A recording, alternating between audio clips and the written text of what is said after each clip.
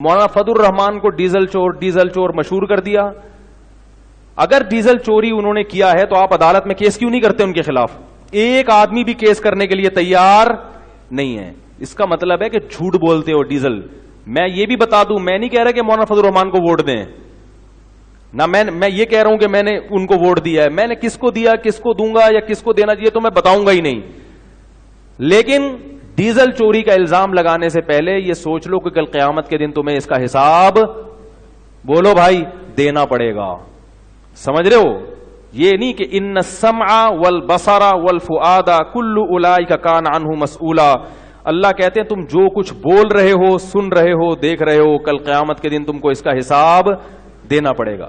تو ایک لفظ زبان پہ چڑھا ہوا ہے، ڈیزل ملا ڈیزل ملا ڈیزل، ایسے بولتے رہتے. آپ ان سے اختلاف کریں، ہمیں بھی اختلافات ہیں، ہر سیاسی تنظیم سے ہمیں اختلاف بھی ہیں کچھ چیزوں میں. ہم لوگوں میں چونکہ شعور ہی نہیں ہے.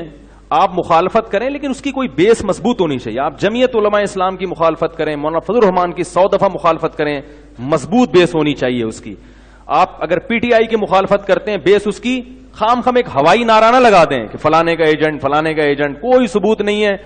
لوگ کہتے ہیں فلاں کے فلاں سے، ہم نے خود دیکھا اس کے بڑے اچھے طریقے سے مل رہے تعلقات ہیں. تعلقات کی بنیاد پر کوئی کسی کا ایجنٹ نہیں بن جاتا. نبی کے بھی یہودیوں سے آپ نے ایگریمنٹ کیے ہیں، معاہدے کیے ہیں.